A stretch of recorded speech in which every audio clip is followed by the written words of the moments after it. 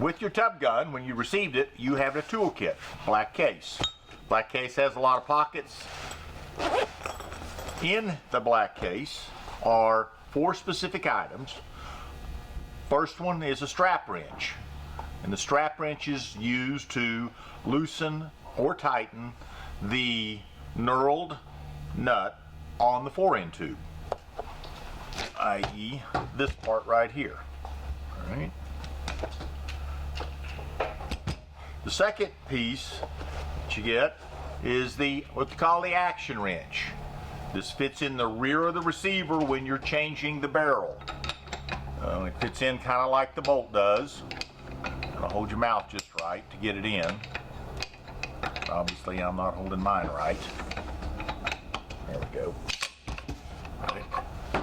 And then on the front, you have the barrel coupler, which is what you use to install the barrel retaining nut. And the barrel retaining nut is underneath the Forend tube. I'll remove this as quickly as I can. Obviously, this wasn't very tight, and there's no barrel in here at this point.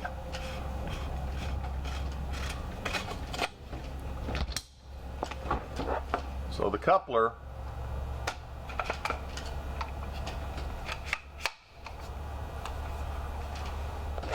goes right here, right? And so loosen, tighten, put the barrel in, you put this in behind it, and you screw it down, and obviously you're tightening it up. And so when you're there and you have this in the barrel vise, which we'll get to, then you've got a wrench here, then you have a wrench here, and this requires this is a breakover bar, what I would call it anyway. So this is kind of skewed, but basically when you're tightening and loosening, you're pulling this way with one, tightening it, and then to take it loose, you'd reverse this, and you'd push this direction and pull down to loosen it, okay? And you would do all of this at the time that you had the barrel in the little miniature barrel vise that comes in the toolkit. And of course the barrel vise, kind of like that. So you can have it all set up here with the barrel and the barrel extension and everything. And idea behind the little barrel vise is it's usable obviously here, or you can unscrew it a little bit and move it all the way back. You can take the barrel vise itself and you could clamp it in a regular bench vise, or you can get a C-clamp and take it to the range and clamp it down on the appropriate end to loosen or tighten. So this gives you a work platform. It's like a little miniature vise. So not only is this barrel vise useful and comes in the toolkit for removing or changing the barrels, it's also a handy little tool to put your bolt in if you need to change the bolt heads out, because you drive the 2 pins out to change the bolt heads. So if you put this in a vise and you snug this up, you'll see that it holds that pretty solid. I'll punch that out. So this is another little addition to the toolkit, the little miniature barrel vise. So to cover it again, barrel vise, strap wrench, action wrench, toolkit, of course, and then the actual barrel coupler wrench. And you can obviously, when you use it, once you break it loose, you can take it loose, of course, take it off of the the breakover bar and stick it in, and then you can roll this around to get it unscrewed if you want to, okay? Or roll it the other way to get it screwed in with a barrel in here, okay? One thing to note on this is the barrel retaining nut, barrel extension retaining nut. This should screw in with 0 effort, okay, into the receiver, okay? A couple of drops of oil on this concave surface and a few drops of oil on the threads are your friend, okay? And this should just spin right in. We just go ahead and put a barrel extension in. There's a barrel extension. Notice on the barrel extension it's got a little index piece on top that centers itself to the indexing pin, which is in the top of the receiver. So when you put this in, it will just drop in. You heard it drop in, and then you would turn it on the barrel till it clicked, okay? And you heard the click then, I'll do it again. Here we go. It falls in the little half moon cut. And then of course, then the barrel extension, or barrel retaining nut goes in, and you see it tightens up there effortlessly. Obviously you got to use your fingers. Of course you can stand here and do this, but this should have zero resistance until it bottoms out, and all of a sudden there it was. Okay, boom. Okay, so that's kind of what you're looking for, right? And of course that's when you put the breakover bar on this side and the ratchet with the action wrench on this side, and you snug it up or loosen it. How you change the barrel. So the other items that you will have to buy are: 1, a C-clamp, 2, a ratchet with a 7/8 drive, and the ratchet with the 7/8 drive fits the action wrench, and then the breakover bar. Right? Breakover bar fits the barrel coupler nut. Right? And so when it's all said and done, you got a pocket for everything in here, or more than one pocket for everything, essentially. And of course you can leave some of the stuff loose if you want to, but double up in some of them. So this is essentially what your tool kit would look like at that point. It'll all zip up. And you may want to leave this at the house, you may not. I don't know. Depends if you're changing barrels, because there's really nothing here that has anything to do with the operation of the rifle other than changing the barrel.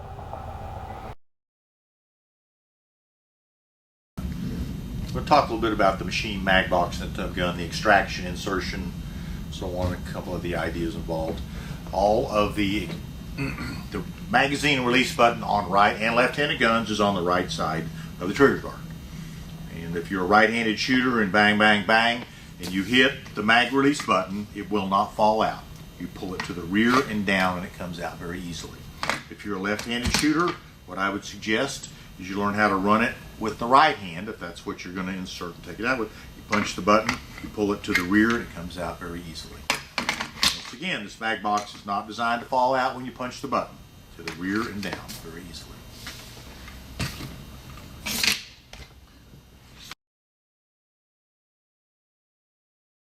So I'm going to insert a 6XC round to this one. This one has the spacers in it, the Delron spacers. If you look, there's a Delron spacer right here and a Delron spacer right here. This mag box doesn't have a spacer in the front or the rear. The idea on the mag box, and this will feed 308 diameter and will feed magnum diameter, non-belted magnum diameter with ease, and it will also feed like Norma magnum diameter, which would be basically a Lapua diameter. So you adjust the length of the mag box by removing or adding the spacers in order to accommodate the round that you're after. So if we want to show you how you do that, basically you need a punch. Then this is an 8th punch, and you need a little hammer. And you pick the appropriate side. It has 2 roll pins, and you punch those out. If you have the right height of a punch, you punch them all the way out, you can put them back in. But this is designed so that when it bottoms out, basically the roll pins are still there. So when I tap that down, you just knock that one out completely. And that one, it stayed in. Now I have the 2 pins, and I take the mag box and I slide it up. You pull the magazine spring out. It comes apart just like that. And you remove or add the spacers, one in the front, one in the back. They're completely different, so it's easy to figure out where they go. To put this back together, you'd have the 2 spacers in. You position this in, and let's say you'd have this much of the spring sticking out. Okay? And you get this kind of lined up. It's a little bit tricky, but if you do it a few times, you'll get right back to it. You'll get that. And I pushed it back together, and then at that point, when I've got it, everything captured, the spacers and the the follower, then I can go ahead and put the spring back in because it's all captured. Slide it back down, and then take the roll pins, and if they're inserted or if they stayed in or you'd removed them, you just a couple of little taps and they're back together. Now you just successfully close the mag back off.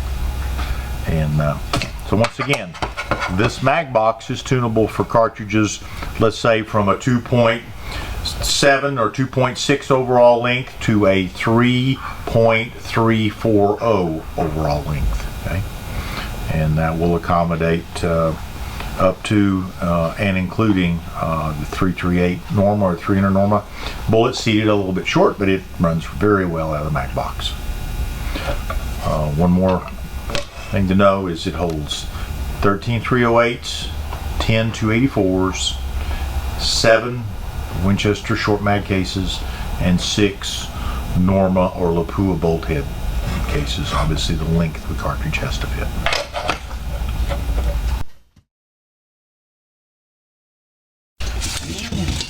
Now we're going to talk about Forend tubes. And the Forend tube on a normal tub gun is the one that comes out to this length. Okay? So it's got 4 sections really. It's got this section, a section, a section, a section. We're going to break it down some, okay? And when you get your rifle, you also get an attachment that's called a QD ring. And the QD ring would go on the end of the barrel or through it, and you would glue it appropriately to the Forend tube. And you could glue it obviously to your position if you're going to carry it with a sling or use it with a sling.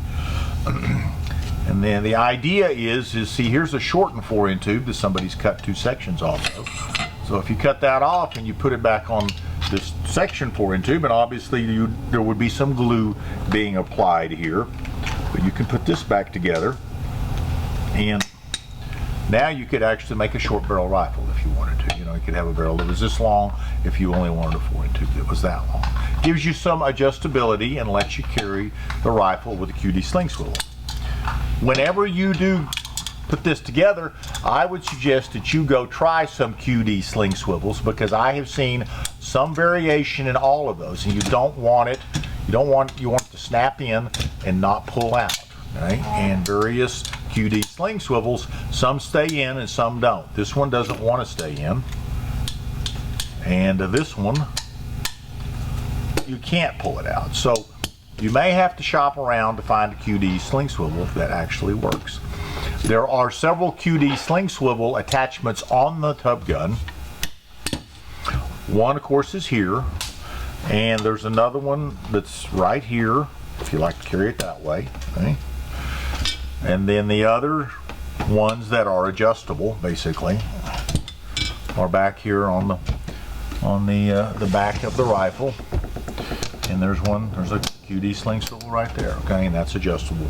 So you've got several points of attachment for a QD sling swivel. It's just find the one that works for you, because not all of them, most of these are made in China, these QD sling swivels, and so consequently they're not all the same, which doesn't surprise anybody.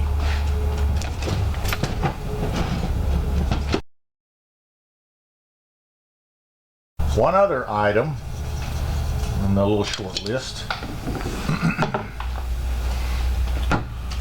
is the fact that your rifle also comes with this spring ring. Right? A spring ring is designed to attach a bipod to it and let you slide the ring forward and back. Right? You also have another option with this. If you desire to do it and you're, let's say, a position rifle shooter, you can put a little clamp here that pulls a sling ring together, and then you can put a stop, your QD sling swivel stop here, hook your sling there. Now you have an adjustable hand stop, okay, that is rotatable. So something else to keep in mind. This is a 3D printed cheek piece, and it's adjustable from the bottom for elevation. I'm going to stick the Allen wrench in here. It's adjustable a couple of ways. It will rotate or pan to fit your cheek, and you'll play with that. You'll find one particular position fits your face better. Additionally, we'll tighten this back up. Wobbling around. We'll also have a little knurl knob right here that you can run up or down, and it will lift the cheek piece up or down. Cheek piece, being a piece of 3D printed plastic, will not stick to your face when it gets rolled. This will be in a right and left-hand configuration.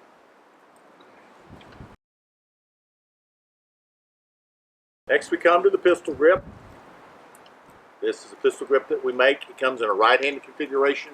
More than likely, the left-handed configuration rifles will have an AR-15, a nice AR-15 pistol grip. So that pretty much covers the back end of the rifle, with the exception of the folding stock. The folding stock has a little release button right here. Push it with your finger, pull it to the rear. The folding stock will move around. The bolt close, come all the way around. Now, folding stock can be run two different ways back here. You can, if you see this little latch mechanism that I've got here, I'm going to fold it out. There it is folded out, and you can run the gun with the latch mechanism folded out. So it would be fine in a shooting position. When you bring it up, then all you would do is push it like that, and it's latched. The other alternative that you have is to pull it around like this. Let's say it's already in a particular position. You just lift it up, give it a little push, open it just a little bit, it closes. One thing to know is when you're messing with this, if you push this cheek piece down like that, it locked itself in its position, and the rifle will not close. So if you encounter that, then you're going to have to reach down, push on the little detent, pull it to the rear so that it will come all the way around, push back, and go to its locked or static position.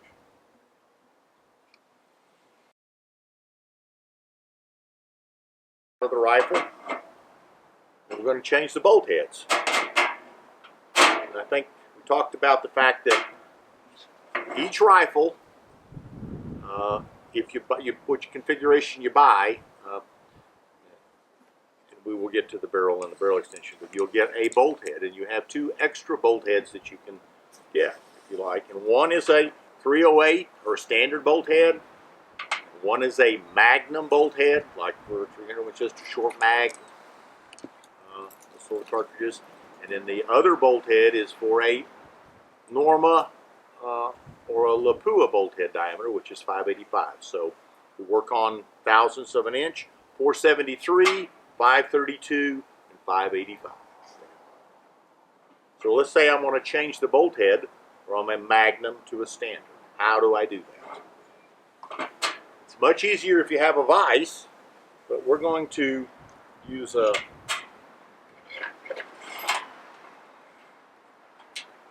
this block. I'm going to put my glasses on for this, which is just a little bit easier for me to do that. So there are two pins I'm going to drive out. Kind of hard to hold, but these are 1/8 inch pins. There's one. Here's the other.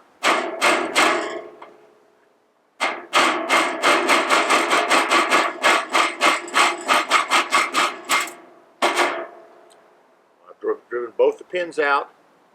So when I release this, there's my bolt head. There's the firing pin. It's captured in there. There are other ways to, there are some more sub-assembly parts to take this out that we're not going to cover here today. It just takes a little bit of technique. We'll cover that another time. But there's your bolt head. So we're going to switch bolt heads. We pick this one up. And we would orient it correctly. If you can put this in upside down, by the way. And if you do that, obviously your bolt's not going to close. So you have a spring-loaded portion there. You see the spring-loaded where I'm loading the firing pin back. And so consequently, when I do that, I'm going to line the holes up. So I'm going to put this bolt head back in because this is the one that we're dealing with the cartridges. So there we are. So how do I get the pin back in and so on and so forth? If you push this down and hold it, and then put the 1/8 inch pin, 1/8 inch punch in. Now it's captured. So I'm going to put the pin back in. So I'm going to start with the pin on my side, which is kind of hard to see. We'll get started anyway.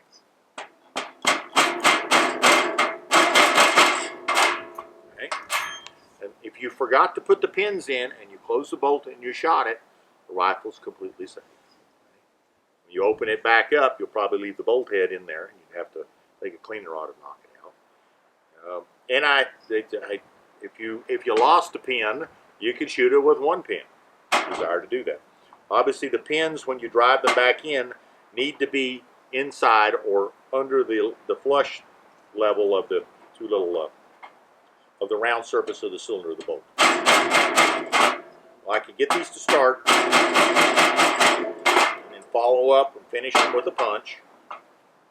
And as I said, it's much easier to do this when you've got it in a vise.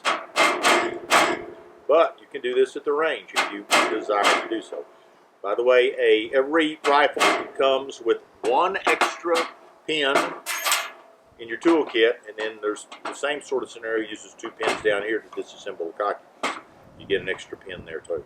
So if you happen to get and lose one, you're not out of luck. And of course, the rifle would work with one pin instead of two. Well, I look at these and I see that they are basically flush. Look right here. It's below. It's not protruding out on the bottom. So, another thing to know is all this banging, we have decocked our rifle. So if you see this cocking piece in its fired position, in order to cock it, you just grab it, take this pin, push it, and it recocked it. If you close the bolt and it won't go to battery, pull it out and see if this is followed its way down to a fired position. This bolt has a very, very nice bolt lid, okay? We use the duo springs in this assembly. That means one spring's clockwise, one's counterclockwise. So we're through that. We can change bolt heads, how to recock our cocking piece. Came down.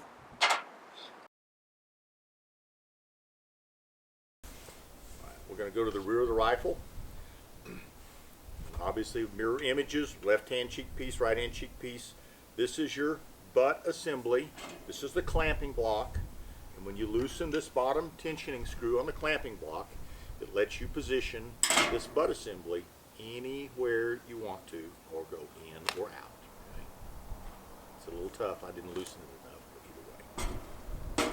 There's a couple of little half-moon clips in here that you have to realign when you want to put this all back together. I'm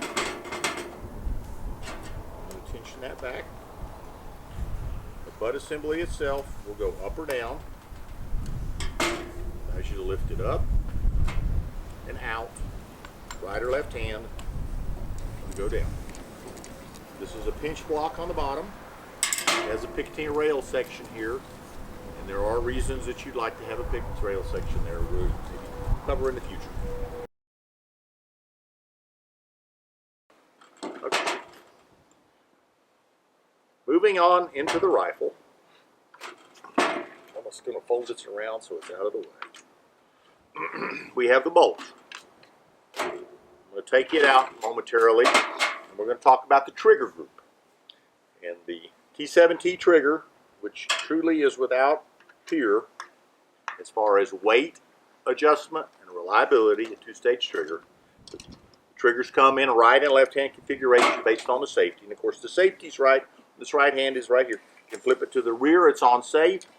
And you can obviously manually take it off there, or you have a little rod here that helps you take it off.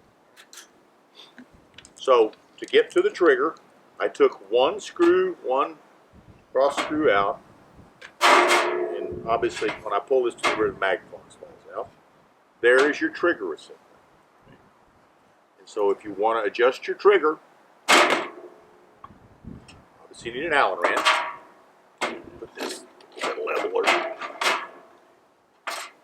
So you would loosen this Allen wrench, or Allen screw, excuse me,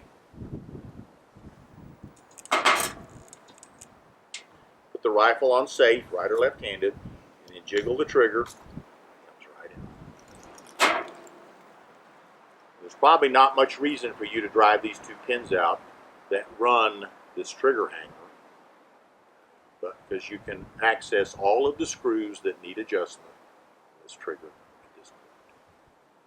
Keep in mind that we use the stable bolt technology that we've talked about, and so that means that we have a concave and convex lugs that want to center themselves when that's locked to the rear.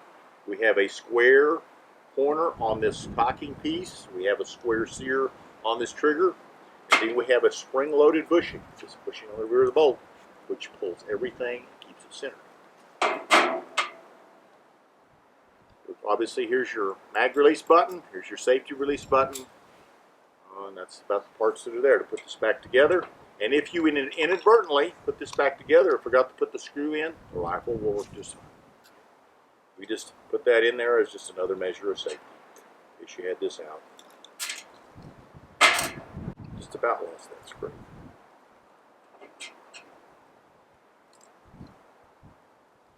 This doesn't have to be killer tight, just nice and snug. The trigger shoe is adjustable fore and aft, and it's reversible. By the way, if you buy the rifle without a barrel, which is a very good way to do it, you get everything that we've talked about. You get the bipod, you get all of the rifle pieces, you get all of the parts to assemble and disassemble, but you get one bolt head, you get one magazine box, and you get one barrel extension that comes with a standard rifle kit. So to put this all back together, then you'll notice that there's a little detent right here, and there's a little pin in the top right here. And the idea is you want those to line up. So if you put this on, you'll see there it lined up. It won't turn. And I start this on with my fingers very gently. I got a little pressure here. You could obviously pull this off, snug this down a long ways before you've aligned it to your indexing pin if you needed to.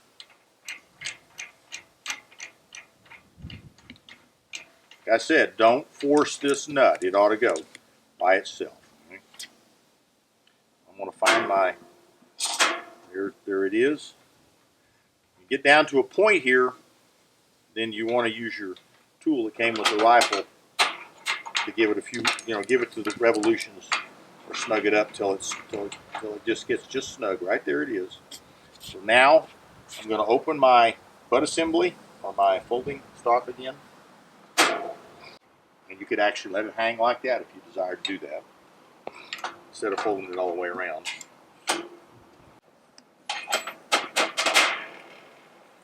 This back together. Now I'm going to actually torque this the opposite direction to tighten it back up. So I'm going to pull up on this one to tighten it, and I'm going to push down on this one, right? Both these wrenches. So I have opposite counteracting forces.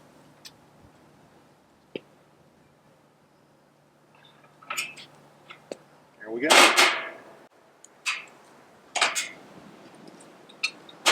So I have successfully changed the barrel in and out. At this point in time, before I went any further, to save myself some time, I could go ahead and reinsert the bolt. Make sure it all closes really nice. Take this loose. Take the Forend tube. Slide it back on top. Spin it on.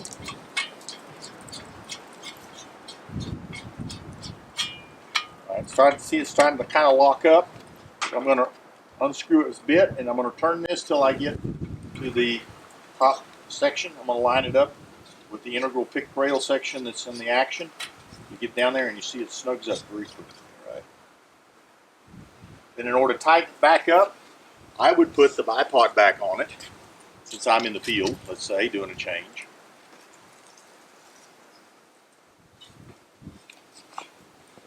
Just back down. take my strap wrench, since I'm going to tighten this way.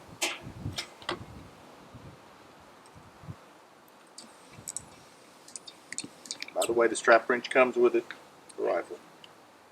They get on the black little roll section.